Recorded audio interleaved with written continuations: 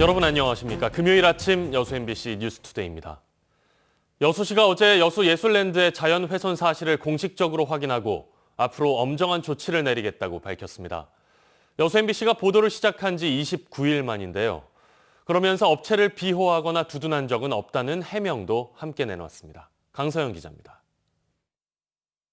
시멘트로 범벅이 된 여수 특화 경관지구의 해안가 갯바위. 예술랜드 리조트의 황당한 환경 훼손의 파장이 커지고 있습니다. 여수시는 비대면 브리핑을 열고 갯바위 불법 훼손 사실을 확인했다고 공식적으로 밝혔습니다. 예술랜드에서 데크 기초 부분에 대한 몰탈 작업을 통해 사전 협의 및 행정 절차 없이 시멘트 타설 등 무단 복구 작업을 실시함으로써 불법을 저지르게 된 것입니다. 여수시는 그러면서 예술랜드를 비호하지는 않았다고 해명했습니다. 보도 이후 현장에 수시로 찾아갔으며 결국 업체 측에 갯바위를 원상 회복하도록 명령했다는 겁니다. 시가 업체를 비호한다는 내용은 전혀 사실이 아니며 앞서 설명한 바와 같이 우리 시에서는 완전한 원상 복구 점사용 허가 취소를 할 것이며 하지만 그동안 담당 공무원들의 대응을 돌아볼 때 궁색하기 그지없는 답변입니다. 당시 현장을 다녀왔다는 담당 과장은 행정 조치는커녕 오히려 시멘트를 뒤덮는 작업이 마무리될 때까지 기다리겠다고 말한 바 있습니다. 제대로 허가받은 복구가 아닌 거잖아요. 마테리얼을 처분을 할 것인가 그대로 놔둘 것인가 복구가 완전히 되고 나서 보고 다시 한번 현장에 가서 결정을 하려고 해요. 게다가 원상 회복 조치를 내린 날은 첫 보도가 나간 지 2주일이 지난 10월 20일. 파장이 확산되자 급히 태도를 바꾼 것 아니냐는 지적이 나오는 이유입니다. 계획서를 작성하면 시에서 그걸 보고 허가를 내주고 그 뒤에 공사를 하는 거 아니에요? 그게 원칙입니다. 근데 이제 그리고 저 사람들이 공사를 한 것이죠. 처벌을 하려고 그런 목적으로 갔어요. 사실은. 네. 근데 생각을 좀 달리 했죠.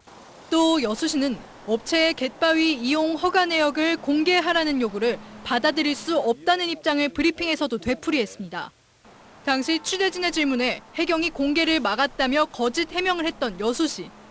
현행법에는 수사를 곤란하게 만드는 상당한 이유가 있지 않는 이상 정보를 공개해야 한다고 규정돼 있지만 여전히 수사를 핑계로 정보를 공개하지 않고 있는 겁니다. 해경에서는 그러면 어떤 이유 때문에 수사에 방해가 된다라는 건지. 방해라기보다는 지금 진행 중이니까 위법 사실에 대해서 결과가 나오거나 이런 식으로 되면 그때 다시 신청을 할 수 있습니다. 여수시는 해경이 이미 수사에 착수했기 때문에 업체를 고발하지 않았다면서도 여수시가 정확히 상황을 파악한 시점에 대해서는 언급하지 않았습니다. MBC 뉴스 강서영입니다. 연말이 다가오면서 광양만권 지자체들이 인구 증감을 두고 다시 민감해지고 있습니다. 순천시와 여수시의 인구 격차는 점점 커지는 모양새인데요. 연말마다 반복되던 지자체들의 인구 끌어오기 논란, 올해도 계속될까요? 김종수 기자의 보도입니다. 지난 10월 말 기준 동부권 지자체의 인구 증감폭은 크지 않았지만 순천시가 넉 달 연속 도내 1위를 유지하는 등 지자체마다 다른 양상을 보였습니다. 특히 순천과 여수의 격차가 넓어지고 있고 광양과 고흥의 경우 좀처럼 회복할 기미를 보이지 않고 있습니다. 순천의 인구 증가세가 다른 지자체들의 인구 유출에 기인하고 있다는 분석이 나오고 있는 가운데 당분간 이런 흐름은 유지될 것이란 관측입니다. 이에 대해 순천시도 인구정책 추진에 앞서 지속적인 정주 여건 개선이 이루어진 것을 토대로 30만 자족도시 구축에 청신호가 될 것이라고 평가했습니다. 잘 갖춰지다 보니까 이제 도시 브랜드 가치가 올라가고 외부에만 알려지면서 기능 교촌도 늘고 전입도 늘고 상주 인구는 주민으로서 인구보다 훨씬 많을 것이다. 반면 눈에 띄는 하락폭을 기록하고 있는 광양시의 경우 상황이 녹록지 않습니다. 올해 5월 긴급 재난지원금 효과로 반짝 상승세를 이어갔지만 이후 2천여 명이 빠져나가 대책 마련에 부심하고 있습니다. 또 인구수에 맞춰 행정조직까지 확대한 터라 그 여파가 클 수밖에 없고 의회 역시 관 주도의 인구정책 추진에 부정적이기 때문입니다. 이번 기회부터 관을 동원한 그런 인구 늘리기 정책은 펼치지 않겠다 이렇게 또 시장님이 말씀을 하셨기 때문에 그 부분은 믿고 그런 부분들이 이번 기회에서 좀 사라지는. 이에 따라 무리한 전입 유도가 인근 지자체와의 마찰 등 역효과를 낼 수도 있어 인구 늘리기에 시민들의 적극적인 참여를 독려하고 있는 상황. 이 밖에 10월을 제외하면 인구 증가에 반전을 마련하지 못한 여수시는 물론 고령화와 인구 감소에 이중고를 겪고 있는 공군 역시 대안 마련이 절실해 보입니다. 도내 인구의 절반 가까이 차지하고 있는 동북권의 역할이 강조되고 있는 가운데 이제는 인구 늘리기가 아닌 지키기로 인구 정책이 전환될지 주목됩니다. MBC 뉴스 김종수입니다. 초등 돌봄 전담사들이 오늘 하루 전국적으로 파업에 들어갑니다. 전국 학교 비정규직 노동조합 전남지부는 오늘 오전 9시 전남교육청 앞에서 돌봄 지자체 이관 저지와 8시간 전일제 돌봄교실 쟁취, 학교 비정규직 법제화를 요구하는 초등 돌봄 전담사 전국 파업 투쟁 출정식을 가질 예정입니다. 학비노조는 초등 돌봄 전담사 파업에 전남 지역에서는 전체 인원의 절반가량인 300여 명이 참여할 것으로 전망하고 있습니다. 전남도 교육청의 납품 비리와 관련해 24명이 검찰에 넘겨졌습니다. 전남지방경찰청 지능범죄수사대는 28억 원 상당의 안막 스크린 납품 계약 과정에서 도교육청 소속 공무원 2명을 구속하는 등 공무원 8명을 뇌물수수 혐의로 송치했으며 부당 계약을 지시한 공무원 4명과 납품업체 대표와 브로커 등 12명도 검찰에 넘겼습니다. 경찰은 또 업체로부터 선물 등 향응을 접대받은 공무원 45명에 대해 전남도 교육청에 과태료 부과를 통보했습니다. 한편 수사 결과와 관련해 장석훈 교육감은 뼈를 깎는 각오로 자성한다며 도민과 교육가족에게 사과하고 재발 방지를 약속했습니다. 율촌 항만 활성화를 위해 경제자유구역 내 부지 확장이 추진됩니다.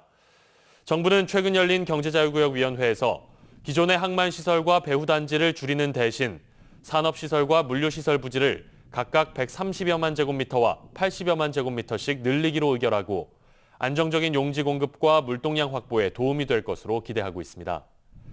또 이번 부지 확장을 통해 14,000여 명의 고용 창출과 4조 8천억여 원의 생산 유발 효과가 발생할 것으로 분석됐습니다. 정부와 의료계 갈등 이후 의대 전남권 유치는 한치 앞을 볼 수 없는 상황을 맞고 있습니다. 이런 가운데 어제 자치단체장과 의회, 대학과 시민들이 함께하는 의과대학 유치 추진위원회가 공식 출범했습니다. 박민주 기자가 취재했습니다. 순천대학교 의과대학 유치 추진위원회가 발대식을 갖고 공식 출범했습니다. 유치 추진위원회는 순천대 총장과 전남동권 6개 자치단체장, 지역 국회의원과 광역 기초의원은 물론 시민사회단체 대표 등 200여 명으로 구성됐습니다. 여수 순천 광양시장과 인근 고흥구례 보성군수가 함께 공동위원장을 맡아 상호 협력하기로 했습니다. 같이 합심을 해서 이번 기회에 꼭 우리 순천대학교 의과대학이 저희 순천으로 올 수 있도록 유치를 하도록 열심히 노력하겠습니다. 순천대학교도 이번 유치 출범으로 의대 유치에 지역민의 역량을 결집할 수 있는 구심점을 마련했다고 평가하고 있습니다. 앞으로 정부와 정치권에 지역의 의대 유치 염원을 한 목소리로 전달할 수 있는 체계가 구축된 겁니다. 우리 지역민들이 이런 단합된 모습을 대외적으로 보여줌으로써 절실하게 의과대학 또는 상급병원이 필요하구나, 이것을 정치권에도 알려서 순천대와 지역의 정치권이 동북권 의대 유치에 나선 건 20여 년 전. 의대 설립 건의안 채택을 넘어 실제적인 공동 유치전을 펼칠 수 있는 첫 토대가 열리면서 꺼져가는 전남 동북권 의대 유치 논의에도 다시 시동을 걸 수 있게 됐습니다. 지역 의료 인력 부족을 해소하고 생활권 중심의 지역 공공의료 체계 구축을 요구합니다. 정부와 의료계 갈등 이후 전국적인 의과대학 설립 논의가 중단된 상태. 지역민들의 의대 유치 뜻과 힘을 모을 수 있는 새로운 논의 구조가 주목을 받고 있습니다. MBC 뉴스 박민주입니다.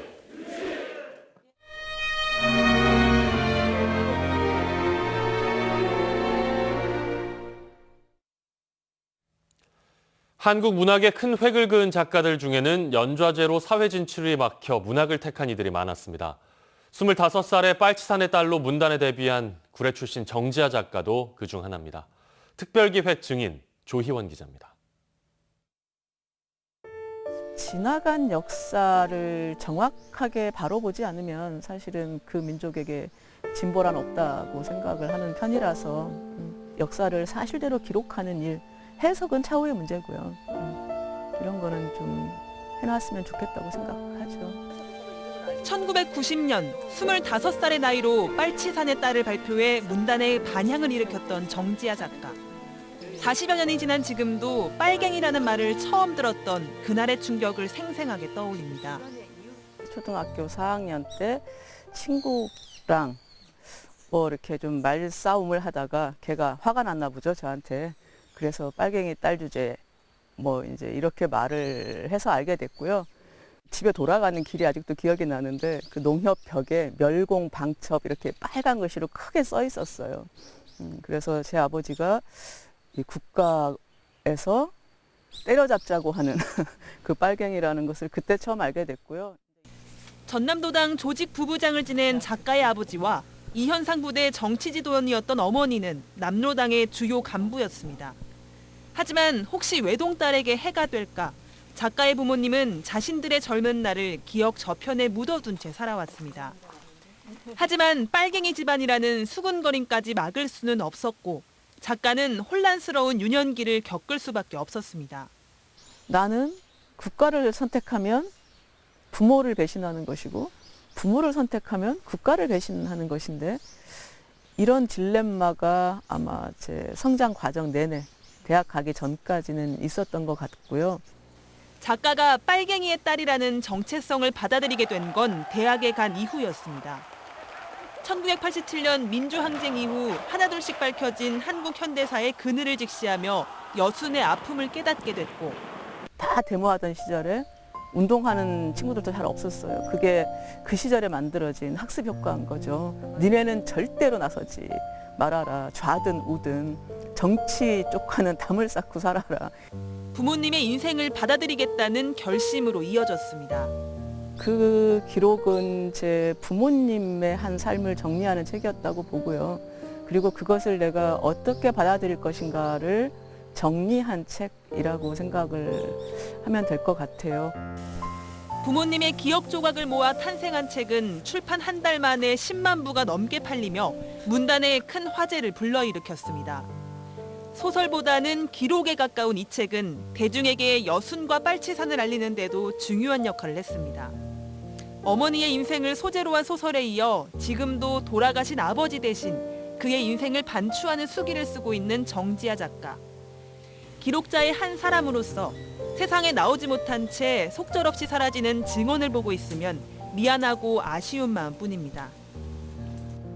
요즘 사람들이 대중적으로 이런 지나간 역사에 관심이 넌덜머리를 내는 것 같아요. 지금 빨치산 활동을 하셨던 분들 중에는 기록을 남기시는 분들이 있거든요. 요즘은 어르신들이 그런 걸 써도 내주겠다는 출판사도 없고요. 그런 어떤 날 이런 것들 역사적 사료로 가치가 있을 건데 이런 거는 조금 아깝죠. MBC 뉴스 조이완입니다. 다음 뉴스입니다. 해상에서 재난이 발생했을 때 민간 선박들의 구호 활동 참여를 확대하기 위한 법안이 발의됐습니다. 더불어민주당 김승남 의원은 현재 민간인이 순환 구호 활동에 참여하더라도 인적 물적 피해를 보상하는 근거가 없었다며 앞으로 해당 민간인과 단체에 피해 보상과 함께 경비 지원이 이루어질 수 있도록 법안을 발의했다고 밝혔습니다. 전국적으로 하루 평균 민간 선박 2만여 척이 운항하고 있는 가운데 지난해 민간 선박의 구조 실적은 900여 척에 이르고 있습니다. 전남 드래곤즈의 시즌 마지막 경기가 7일에서 21일로 연기됐습니다. 한국프로축구연맹은 현재 6위인 대전 하나시티즌 소속 선수가 코로나19 확진 판정을 받아 현재 5위인 경남과의 경기를 오는 21일로 연기할 수밖에 없게 돼 나머지 경기 일정도 변경했다고 밝혔습니다.